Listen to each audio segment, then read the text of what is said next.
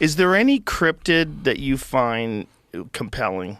Just I think we talked about it before, the Megatherium, the giant ground sloth in Peru. Yeah. That's the only one. I mean, depends what you define as cryptid, right? Like, I'm not a Bigfoot guy or a Loch Ness monster, but thylacine could be considered a cryptid, right? Yeah, because it was alive. We do have video footage of it, and there's been a bunch of sightings. Yes, but now you have all these Bigfoot-esque people, right? All these sort of tinfoil hat guys who are like, it's here, I've seen it, or whatever. And so it's like started to fade into this cryptid realm. And I still think that in Papua New Guinea, there could be an extant population. Why in Papua New Guinea? So they used to range, we got right into this. This is great, by the way. So they used to range from PNG, from New Guinea, all the way down to Tasmania. And then as people came over, they brought dingoes with them, right? And this is like 4,000 years ago. And then the dingoes out-competed the thylacine in mainland Australia and, in theory, in Papua New Guinea. But dingoes were never introduced into Tasmania, which is why thylacine occurred for so much longer in Tasmania. However, why in Papua New Guinea is because it's such a dramatic habitat. There's so many like valleys and canyons and things that dingoes just probably couldn't traverse.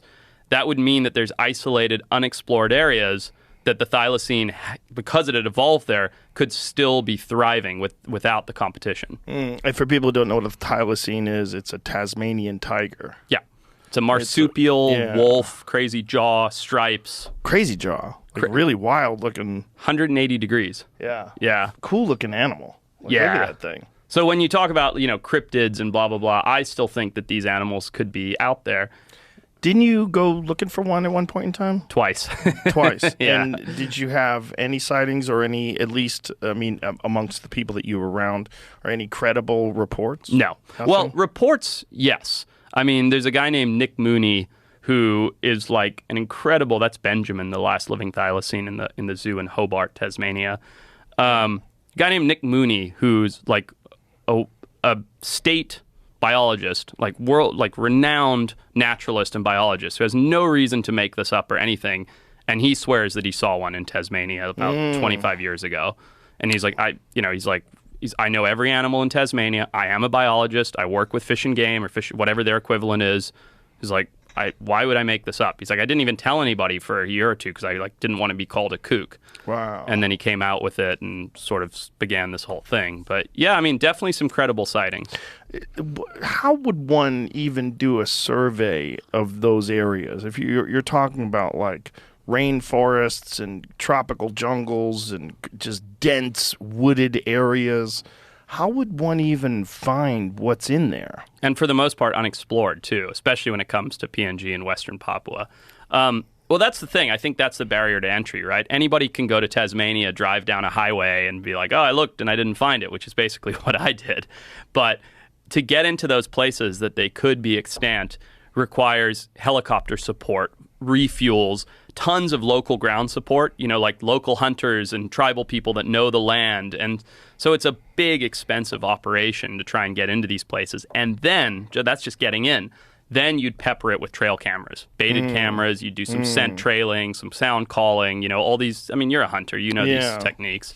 Well, it's interesting because we know that mountain lions are real, but most people don't ever see a mountain lion. Right. And a lot of people that live in like these heavily wooded areas don't see mountain lions. Yeah.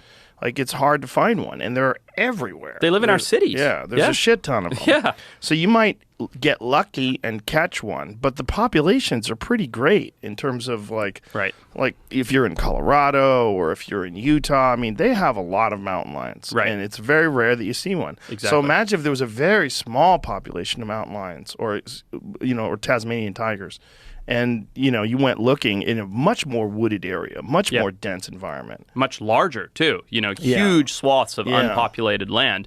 And if they were intelligent and cryptic like a mountain lion, which they probably were because they were at the top of the food chain, they know and they choose not to be seen. Like P-22, right? The mountain lion that lived in L.A. We have a big photo of him out here. The one with the Hollywood sign? Yeah. It's a great picture. I just love that photo. Yeah. He's dead now. Yeah, exactly. Yeah. But did they kill him? Did they euthanize? They euthanized him. Yeah. Something was wrong with him, right? Like he was badly injured. I think he got hit by a car. I think. Don't quote me on that. But yeah, there was some injury. I think it was a car strike, and he was an old cat as well. So.